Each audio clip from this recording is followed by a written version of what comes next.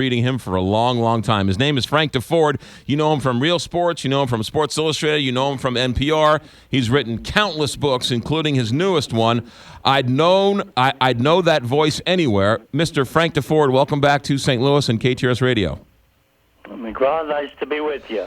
So this is a compilation of all of your commentaries from NPR? If it was all of them, it would be longer than the encyclopedia, because I've been doing it since 1980, and I just picked about 100 of my favorites, which I think is sufficient. I was looking for a good cross-section, some, provocative, hard-hitting stuff, and some light humor. Just a look at sports eclectically over the last 3 or 4 decades. It was a lot of fun doing it, going back. I bet. It must have brought back a lot of memories, too. It did, and of course, I'd forgotten that I had done some. When you do 1600s, unless you got an amazing memory. I was, for example, astonished to read that back in 2002, long before the Sandusky and Dennis Hastert tragedies, I had written about coaches being, sexual predators, and I had completely forgotten that. So I guess things don't change that much in sports. They change, and it's new heroes. But by the same token, the institution itself, it's still pretty much who's going to win, who's going to lose.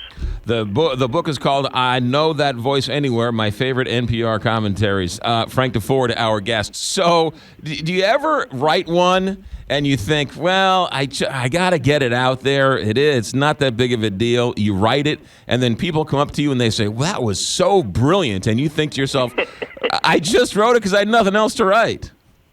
It works both ways, though, McGraw, because there's some I write and I think, oh boy, are you brilliant, Frank? You're what a genius you are, and nobody likes it except me. and yes, I am surprised sometimes when I write one. I mean, when you write 52 a year, they're not going to be 52 home runs. They're not even going to be 52 singles. There are going to be some dogs in there,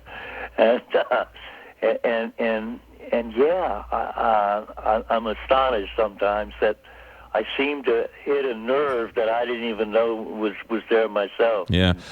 You are a beacon in the world of sports journalism. I wouldn't even call it sports. It's just journalism. And you use sports to tell a story. But sports talk, sports radio, sports journalism, I don't know it's because the media's changed so much, but they're not producing Frank Defords anymore.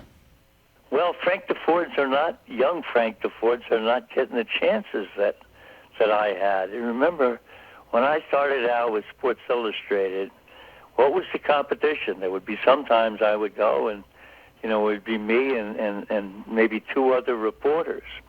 And now, of course, with all the blogs, everything on the Internet, everything is divided. And I had a chance to develop a national reputation because there wasn't that kind of competition, and the market was not sliced up into so many niches. Yeah. So I'm sure there are Frank Defords out there, but they don't necessarily get the exposure that I did when I started out. I was a very lucky guy. I came along at the right time, and when I came along in the 60s, that's when everything was really starting to explode. New leagues, pro football was moving up. There were strikes. There were, everything was happening. Well, and there was a whole lot of social commentary that transcended sports. That was the civil rights in sports, and so sports was reflecting life, and vice versa. There's no question, and sometimes though I think athletes are treated unfairly. People say, well, they're not as outspoken as Bill Russell used to be, or Arthur Ashe, or Jim Brown, or somebody. But it's basically athletes are like their peers who aren't athletes, And when you go through a period in which the kids are not agitating, then there's no reason to think that athletes will be speaking out either. And some of them in the last year or so have been much more taking positions because it's a more contentious time. And, all the kids following Bernie Sanders and all that sort of thing. So athletes are, in some respects, like everybody else. That's a great point. I'd Know That Voice Anywhere, my favorite NPR commentaries. It's a book out written by Frank Deford, a compilation of all of his NPR commentaries over the years. Let me ask you about the Olympics. Do you see a time, Frank Deford, when the Olympics go away?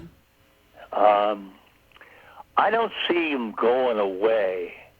I can see somewhere down the road, and it seems to me it should be right now, but it moves very slowly, in which rather than trying to get a new city every 4 years, you take maybe 2 or 3 cities around the world, one in the Americas, and I think Los Angeles would probably be best for that, one in Asia and one in Europe, and you rotate them. And why do we have to have everything in one city? When they started in 1896, we could understand it. But if, for example, you had the Olympics in Los Angeles, why couldn't you put the basketball in San Francisco, right? Why couldn't you put the water sports down in San Diego? Why does everything have to be jammed together? I think that's a denial of the 21st century. And where we've come for the last 120 years. That's it. So that's what I see. I don't see the Olympics disappearing. They make too damn much money. But by the same token, I do think maybe they'll wise up and put them in a few permanent sites. Yeah. Well, you do see that this summer in Rio, this could end up being a major disaster.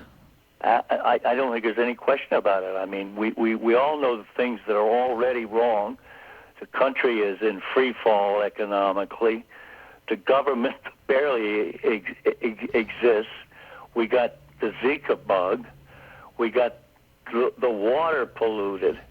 And on top of that, we've got a very angry citizenry. And if something lights it, I could see riots, and the people are mad. They spent billions of dollars on something called a velodrome, right? And yet they don't have enough money. An awful lot of people for a good meal for their children. Yeah. So I'm they glad don't. I'm not going down there. I'll tell you. They don't have running water, but they have a velodrome. No, you're. That's right. They got a velodrome. Right. That's the stupidest thing in the Olympics. Just put the velodrome in one place. And how much do velodromes cost?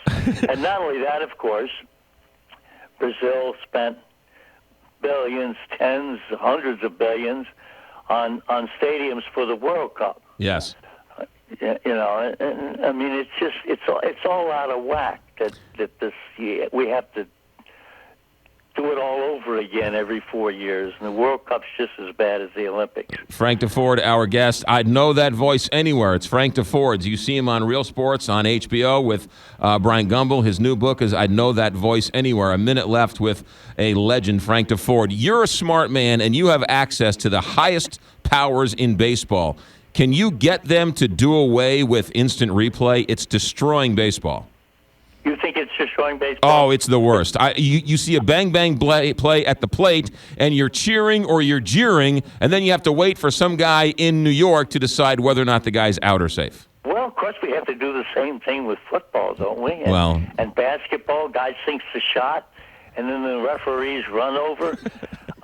I think instant replay is here to stay because the general feeling is we got to get it right. We can't have a situation where a championship is decided and everybody knows that the wrong team won.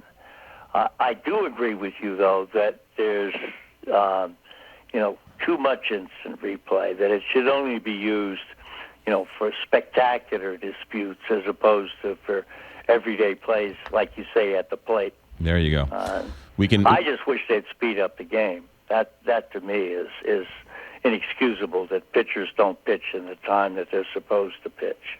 That's Frank Deford. I'd know that voice anywhere. That's the name of his new book, a compilation of his NPR commentaries. Mr. Frank Deford, keep writing. We love you here in St. Louis, and thank you for your time. Thank you, McGraw.